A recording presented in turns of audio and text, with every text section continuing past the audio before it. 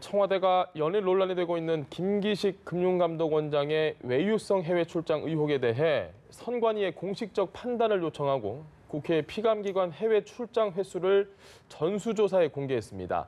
한국당은 입법부 사찰이라며 강력하게 반발하고 있습니다. 한편 박원순 시장이 서울시장 출마를 공식 선언한 가운데 박 시장의 친문 행보가 눈길을 끕니다. 오늘 최창렬 용인대 교육대학원장, 김영준 명지대 교수와 정치권 이슈를 짚어봅니다. 어서 오십시오. 네. 안녕하세요. 오셨습니까? 최 교수님, 청와대가 지금 이 문제를 선관위에 질의를 했습니다. 근데 야당 측의 주장은 정치적 중립의 대명사인 이 선관위에 청와대가 공개적으로 지금 압박을 하는 모양새다라고 비판을 하고 있습니다. 이에 대해서 어떻게 보십니까? 지금 선관위의 유권 해석을 요구한 게 몇 가지가 있어요, 지금. 예.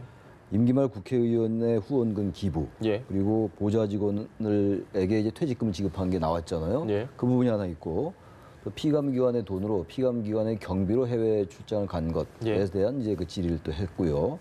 또 보좌 직원과 인턴을 동반해서 같이 해외 출장 간 것, 예. 이 사안이 적절한가 여부를 이제 또 질의를 했고, 해외 출장 중에 개인 관광 예. 문제가 좀 제기됐잖아요. 이 부분들 한 서너 가지 됩니다. 예. 이 부분이 이제 적법하느냐를 이제 선관위 유권 해석한 거예요. 저는 이 논란이 지금 여야 사이에 아주 극명하게 시각이 갈리기 때문에 예. 선거관리위원회가 중립기구 헌법기관이니까 독립기구라고 볼 수 있으니까 예. 좀 질의할 수 있다고 봐요. 질의할 수 있다고 보는데, 지금 이제 선관위도 그랬어요. 이 질의한 내용 중에서 세 개는 선관위의 소관사항이 아니다. 네. 소관사안이 아닌 거죠, 지금. 후원금 문제하면 당연히 선거관리위원회가 이제 판단할 수 있겠죠. 근데 네. 나머지는 제가 봐도 선거관리위원회가 이걸 적법 여부를 판단하기 좀 어려울 것 같아요. 유권 해석을 내리기가.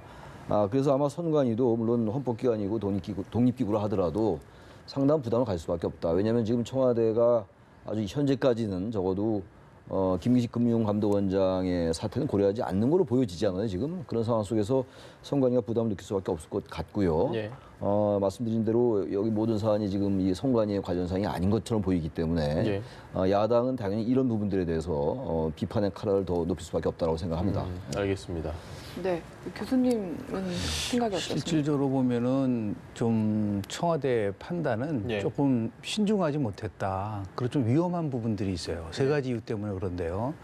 일단은 검찰 수사가 진행이 되고 있기 때문에 예. 문제가 있는 거예요. 그러니까 선관위도 유권 해석과 검찰 수사 중에서는 검찰 수사가 우선해야 됩니다. 예. 그러니까 진행을 하고 있는데 거기다 해석하는. 두 번째는 뭐냐면 선관위가 2016년도에 김기식 당시 의원한테 답변을 했어요. 예. 그러니까 미리 답변한 내용을 다시 또 물어본다는 것도 문제고, 마지막 세 번째는 청와대는 자체적으로 조사를 해서 적법하다고 벌써 판단을 한 상태에서 또 물어보는 거예요. 예. 이것은 이제 가이드라인이 될 수가 있는 부분들이 있는 것이고, 이러한 부분들이 결국은 이제 지금 야당에서는 입법부 사찰이다, 아니면은 네 가지 물어봤는데 세 가지가 과연 그게 선관위 소항이냐라는 부분들 가지고 지금 논쟁이 있기 때문에 왜 위험하다고 보냐면, 만약에 선관위에서요, 예.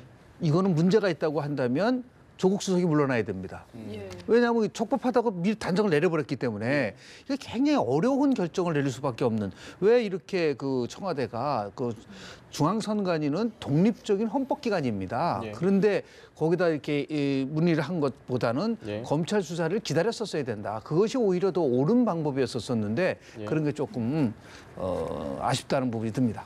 알겠습니다. 한 가지 더, 지금 임종석 비서실장의 지시로 여당의 도움을 받아서 피감기관들에게 돈을 받아서 이렇게 출장을 간 걸 조사를 했습니다. 네. 그래서 공개를 했습니다.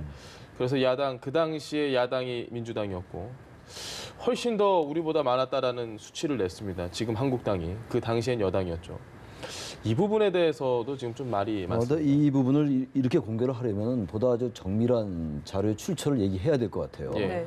지금 이제 얘기한 거는 해외 출장을 간 경우가 모두 167차였는데 예. 민주당이 이제 65차례밖에 안 됐고 한국당이 이제 94번이었다 이런 얘기거든요.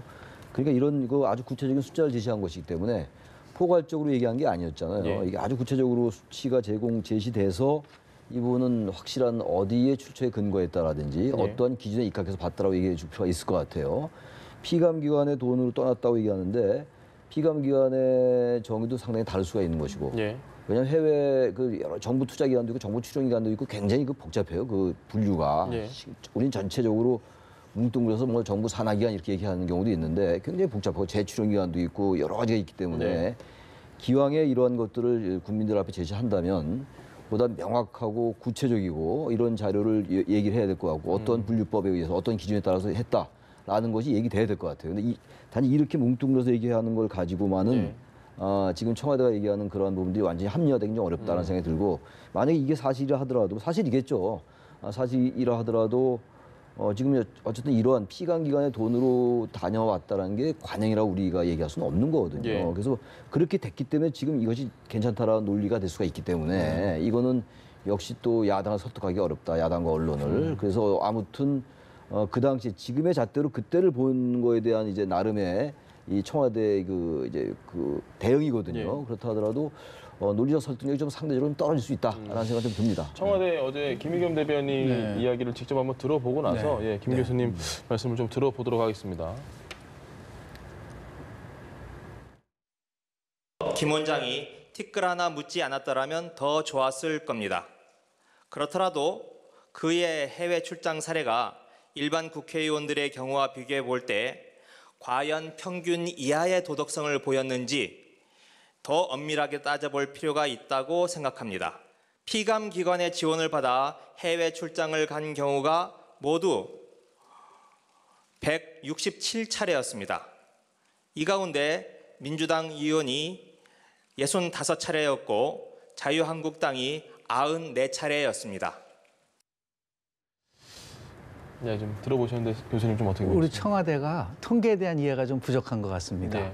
지금 빈도만 얘기를 했거든요. 그런데 실질적으로 19대 20대를 얘기하지 않습니까? 19대 때는 당시에 새누리당은 152석이었고요. 네. 그다음에 나중에 선진자유당 합치니까 157석입니다. 예. 그리고 당시에 민주통합당이 127석이에요. 예. 30석 차이가 납니다. 당연히 30차례 차이가 나는 것이죠.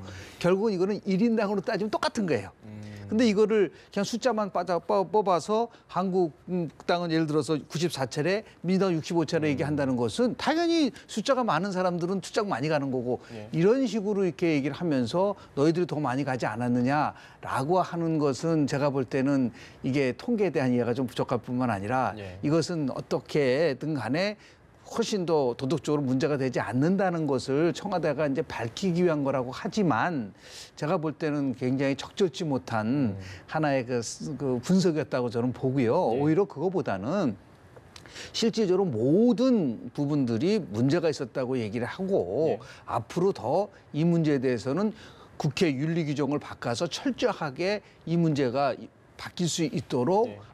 그렇게 하는 것이 오히려 맞는 것이지 이런 식으로 숫자를 갖다 놓고 우리는 너희 당신들보다 더 도덕적으로 깨끗한데 왜 당신들이 우리한테 문제를 삼느냐 이런 식으로 얘기하는 것은 제가 볼 때는 국민을 설득하기에 좀 한계가 있을 수 있다는 말씀 좀 드립니다. 알겠습니다. 네, 여기에 더해서 정의당도 지금 반대를 당론으로 정했고 참여연대마저 좀 부정적인 의견을 어제 내놨거든요. 이 부분은 사실상 청와대 여당을 제외하고는 좀 돌아선 게 아닌가 이런 생각이 들어요. 이제 흔히들 이제 뭐 데스노트라는 말 많이 예. 하잖아요. 죽음의 노트다 뭐 이런 얘기인데 정의당이 반대한 인사는 거의 낙마했었어요. 문재인 정부 출범 이후에. 네. 예. 그래서 정의당이 상당히 초반에 이 문제가 제기된 이 의혹이 제기된 초반에 상당히 신중했었어요. 그런데 이제 당론을 정했어요. 지금 이제 사태가 맞다라는 쪽으로 이거는 민주당이나 청와대로서는 큰 부담입니다. 어쨌든 뭐 정의당 말을 반드시 따라야 된다는 그런 뭐 규정은 없는 거긴 합니다만 국민들에게도 뭐 진보적인 성향이건 뭐 보수적인 성향이건 정부를 지지하든 지지하지 않든 간에 정의당의 그러한 입장 그 확정은 국민들의 인식에 많은 영향을 줄 수 있을 것 같아요. 제가 보기엔. 네. 그 부분이 굉장히 부담이 될 것이고 보다 더 부담이 참여연대는 어쨌든 김기식 금융감독원장의 그 친정 같은, 지금을 예. 있게 했던 그런 것이란 말이에요. 그리고 참여연대가 가지고 있는 도덕성 이런 예. 것들은 뭐 상징적인 것이고 그럼에도 불구하고 지금 참여연대가 이제 기류가 완전히 부정적으로 바뀌었다는 거는 언론들도 거의 기류가 바뀌어 있는 것 같아요. 네. 이른바 좀 진보지라고 하는 신문도 보니까 사설 같은 걸 보면은 좀 부정적이더라고요. 제가 보니까 제 견해는 그렇습니다.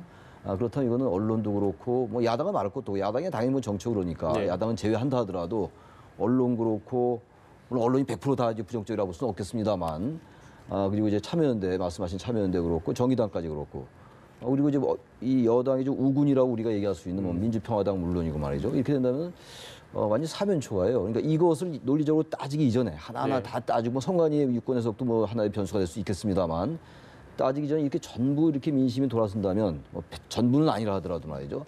이건 청와대가 과연 이걸 끝까지 가지고 가야 하는 것인지 뭐 이걸 좀 청와대도 좀 전향적으로 생각할 필요가 있다는 생각이 좀 듭니다. 알겠습니다. 네. 지금 속보가 들어오고 있는데 사실 궁금했습니다. 문재인 대통령이 과연 네. 어떤 입장일까? 네. 지금 보면 처음에 들어온 게 국회 관행상 도덕성이 평균 이하면 사임을 해야 되는 게 맞다라는 입장이거든요. 근데 여기서 좀 의문이 드는 게 리얼미터에서 여론조사 결과가 나온 게 국민의 절반 이상은 김기식 원장이 사임을 하는 게 맞다라는 네. 입장이고 사실 청와대는 이 국민의 눈높이를 상당히 중요시했지만 이게 또 부합하지 않는다는 걸 인정을 했고 근데 이 상황에 문재인 대통령의 이 국회 관행상 도덕성이 평균 이하라는 어떤 새로운 또 조건이라고 해야 될까요? 기준점이라고 해야 될까요? 이 부분은 어떻게 저희가 해석을 해야 될 것 근데 같습니까? 그 도덕성을 어떻게 측정하죠? 그런 문제가 나오는 거죠. 네. 그러니까 이게 굉장히 자기적으로 흘릴 수가 있는 부분들이 있고요. 저는 대통령이 실은 이런 일이 터지면 제일 먼저 해야 될 게 예. 본인의 취임사를 다시 한번 읽어보시는 거예요. 그 취임사에 아주 두 가지, 세 가지가 강조점이 이 문제와 관련돼 있는데요. 하나는 뭐냐면 잘못된 관행과 과감히 결별하겠습니다라는 내용이 들어있고요. 두 번째는 국민과 눈높이를 맞추는 대통령이 되겠습니다라는 내용도 들어있고 또 어떤 내용이 있냐면 저는 이 대목이 굉장히 좋았었어요. 그 취임사에서 잘못한 것이 있으면 잘못했다고 말하겠습니다라는 그 대목이 들어가 있어요. 네. 그렇기 때문에 저는 이렇게 뭐 평균 도덕성에 대한 것을 그러면 어떻게 측정할지도 모르겠고 네. 그리고 더 나가서 국민의 눈높이에 맞춘다고 했다고 그랬었습니까? 네. 그런데 지금 청와대 스스로가 국민 눈높이에는 맞지 않은 부분은 있지만 해임할 정도로 과하지는 않다라고 얘기를 했단 말이에요. 예. 뭐 어디다 방점을 둬야 되냐면 국민의 눈높이에는 맞지도 않다고 청와대가 스스로 얘기를 한 부분들이 있다고 한다면 예.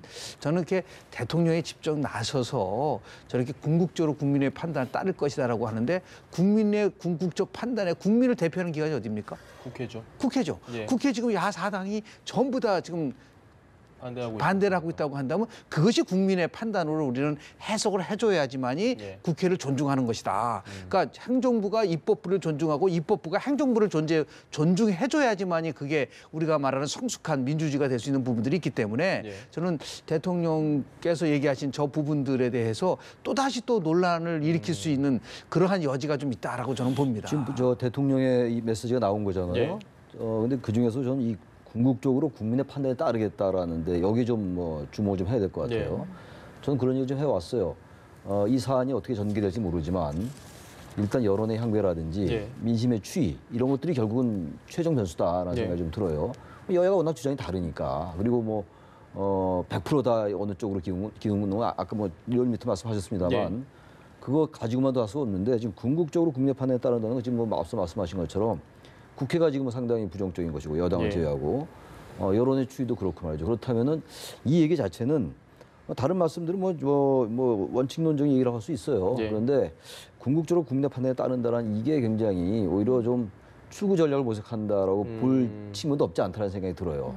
좀 지금 쉽게 저- 말씀해 주시겠습니까? 다시 말하면 예. 국민적 판단은 국민적 여론이 좀 안 좋은 쪽으로 좀 가고 있는 거잖아요. 예. 지금 100% 단정할 수 없다 하더라도 예. 국회 물론이고 그렇다면 이분은 조금 더 시간이 지난 다음에 사퇴시키겠다라고 해석할 여지도 있다. 국민의 뜻이를 했다. 이렇게 볼 수 있는 거예요. 지금 막연하긴 하지만 이 부분 좀 주목할 필요 있을 것 같아요. 네. 근데 임명을 철회하느냐 자진 사퇴하냐는 다름이죠. 예. 근데 대통령 입장에서 봤을 때는 그동안 여러 가지 그 사례를 보면 자진 사퇴를 할 수 있는 명분을 어떻게든 간에 줘야 된다는 거죠. 예. 과거에도 혹시 기억나실지 모르지만은 김병준 교육부 장관이 예. 장관 임명되고 나서 한참 있다가 자기가 분명한 사실을 딱 정확하게 밝힌 다음에 사퇴했다. 그래서 자기 명예를 회복하겠다. 그런 얘기를 한 적이 있었습니다. 아마도 김기식 그 금강원장도 저런 수순을 밟는 것은 아니냐. 나름대로 빠져나갈 수 있는 도덕성에서 전혀 흠결은 없으나 국민들이 요구하고 야권이 요구한다면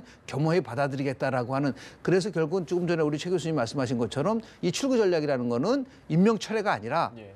대통령은 임명 철회 쪽으로 이렇게 뉘앙스로 얘기를 하셨지만 결국은 자진 사퇴 쪽으로 갈 수 있는 길을 터준다는 의미에서 모양새를 만들어준다. 예. 그런 의미에서 출구 전략을 쓰고 있는 것이 아니냐라는 것을 우리 최 교수님 문제 해석한 것 같은데요. 예. 결국은 이 부분은 김 원장이 나름대로 숙고하고 판단해야 됩니다. 청와대가 엄호하고 청와대가 유권 해석하고 이렇게 될 문제가 아니에요. 개인적 판단에 따라서 옳고 그름, 특히 금융감독원장은 도덕성, 청렴성, 공정성 이 세 가지가 최고의 그러한 가치로 다뤄줘야 되기 때문에 이분을 금감원장으로 임명 안 하면 문제가 안 되는 것이죠. 평범한 그냥 과거 전 국회의원이라면 무슨 문제가 될 수 있겠어요. 네. 그러니까 이런 부분들 특히 김영란법을 주도했었었는데 김영란법은 350이라고 우리가 다 알고 있지 않습니까? 예. 카네이션 하나 주더라도 안 된다고 하는 이렇게 엄격한 김영란법을 주도했던 분이 그 통과된 이후에 피감기관에 돈을 받고 갔다라는 그것이 결국은 국민들로 봐서는 도저히 이해하기가 어렵다라는 것을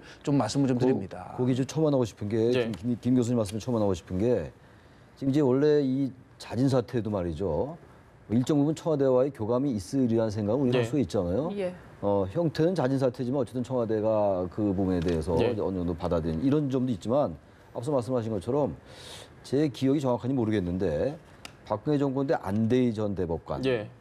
그분은 그 뭐 문제가 좀 나오자 바로 사퇴했어요. 예. 교감이 그런 거 안 하고 바로 사퇴했거든요. 그러니까 이런 점은 너무 지금 따지지 말고 지금 국민의 판단이 어떻게 된다는 건 뭐 거의 다 얘기 나온 건데 김기식 원장 본인이 오히려 정권에 부담을 주지 않으려는 그런 판단은 좀 필요할 것 같아요.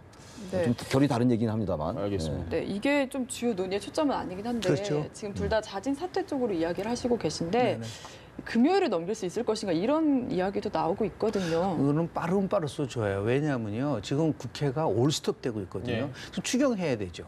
그리고 개헌 문제가 있죠. 더 나아가서 남북정상회담이 지금 얼마 남지 않았어요. 보름도 안 남았습니다. 근데 이 문제가 자꾸만 불거지면은 남북정상회담 얼마나 그 중요한 예. 이벤트고 사건이고 더 나아가서 평화를 위한 부분이 이것이 묻혀진다는 거는 전 정말 안타깝습니다. 그런 의미에서 봤을 때 또 국민투표법도 지금 어떻든 간에 통과가 되지 않으면 개헌 동시투표가 될 수가 없는 네. 이러한 상황이라고 한다면 빨리 김기식 원장이 용단을 내리고 오늘이라도 네.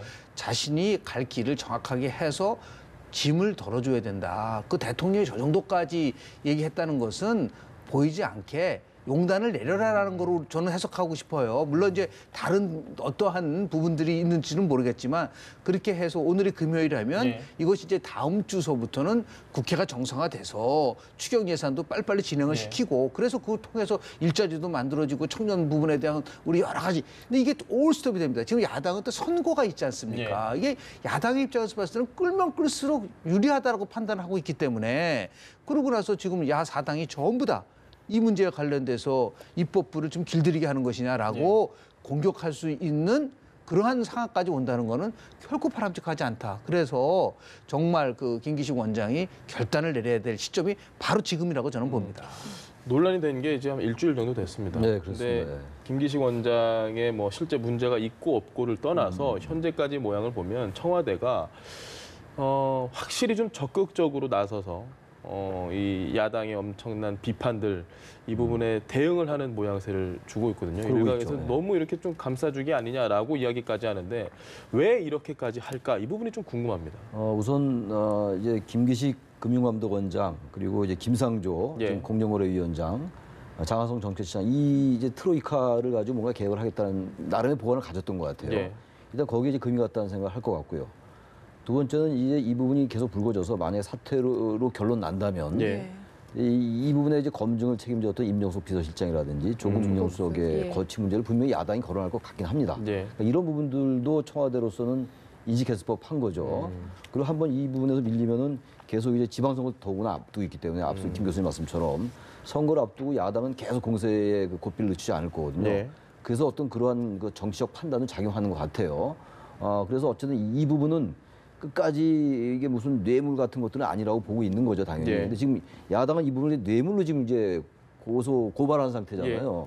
그러니까 이렇게 계속 가게 된다면 결국은 뭐 국민의 판단이라는 게 제가 볼 때는 부정적으로 갈 공산이 커 보이거든요. 결국 시간이 좀 지날수록 말이죠. 그렇다면은 청와대는 이제 생각을 좀 달리해야 될 것 같고 다시 그 질문에 대한 답변으로 돌아간다면 아무튼 이것을 또 개혁에 대한 음해 세력들의 저항이다라는 그런 나름의 판단도 좀 있지 않을까라는 생각도 들어요. 그래서 어쨌든 이건 조금 무리가 따르더라도 끝까지 지켜내야 되겠다는 판단을 하고 있는 게 아닌가. 그러나 아마 이 생각은 아까도 말씀들 나눈 거지만 저도 말씀드렸고 문재인 대통령께서 궁극적으로 국민의 판단에 따르겠다는 네. 이 부분이라면 저는 청와대 길가 바뀔 가능성을 배제할 수 없다고 생각합니다. 알겠습니다. 교수님께도 같은 질문 드리고 싶어요. 저는 좀 생각을 달리 하는데요. 예. 개혁에 대한 음해 세력이라고 얘기하기보다는 문재인 대통령이 지난 대선 과정 속에서 도움을 받은 학자군으로 전문가들이 제가 알기로는 상당히 많다고 봅니다. 예.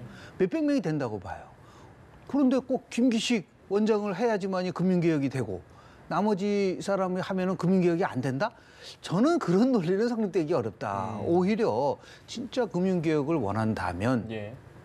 그 금융개혁을 진행할 수 있는 도덕성과 더불어서 전문성을 갖고 있는 분을 외부든 어쨌든 간에 결국은 그 정부가 선택을 해서 하는 것이 오히려 옳은 방향이지.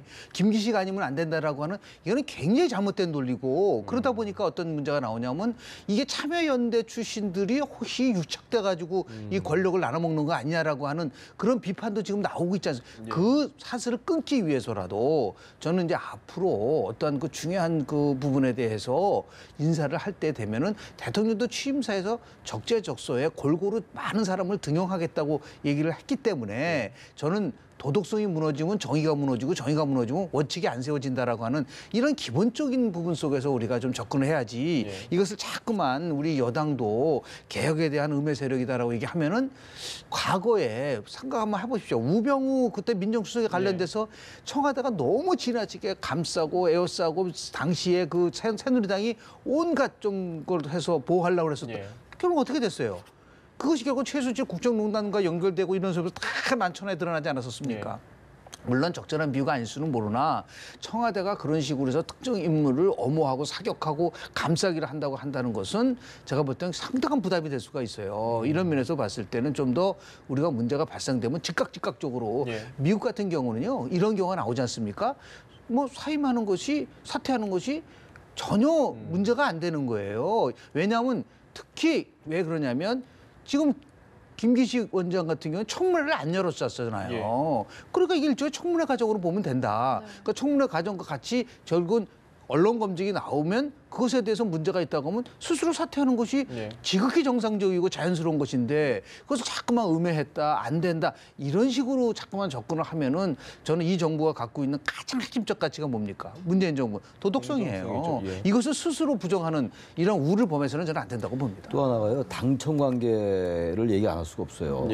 박근혜 정부 때 제일 많이 나왔던 얘기 중에 하나가 이 수직적 당청 관계에 대한 비판. 굉장히 많았던 거였거든요. 국정 운영 방식의 변화를 많이 주문했고 이번의 경우도 당의 목소리가 이럴 땐 좀 당이라는 건 정당은 또 청와대가 좀 다르거든요.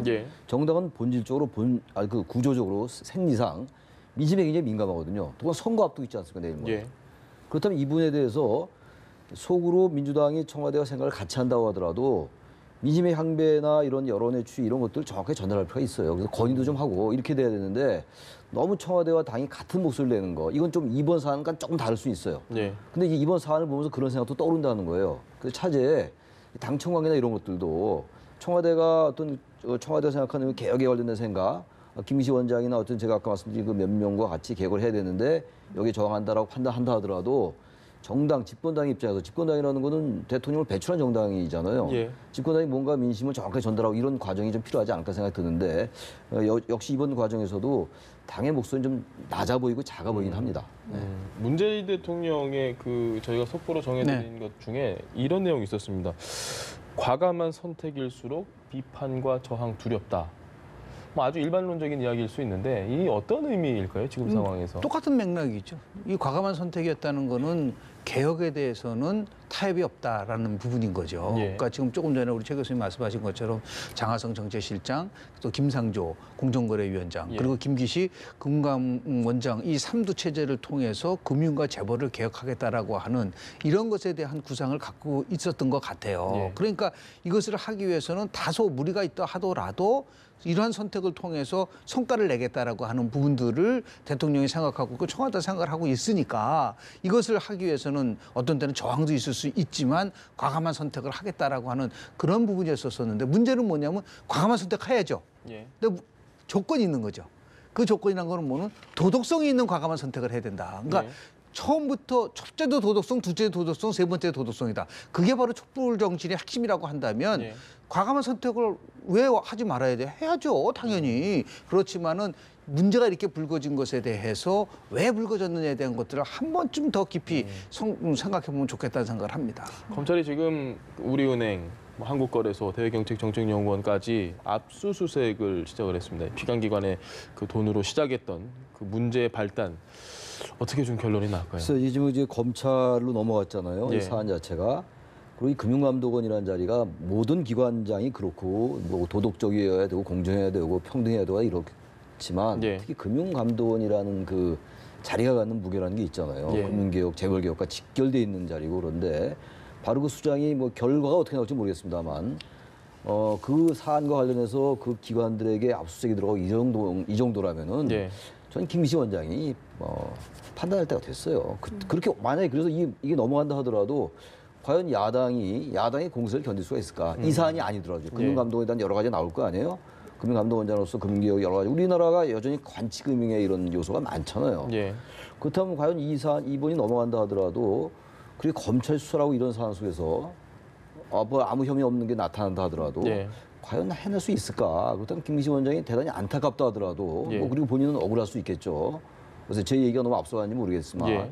정권이 그렇게 자신을 아끼고 개혁의 수장으로서 했다면 거기에 대한 보답으로라도 정권의 부담을 좀 안 되지 않나 생각이 들고 예. 물론 또다시 강조합니다만 선거는 현실이잖아요.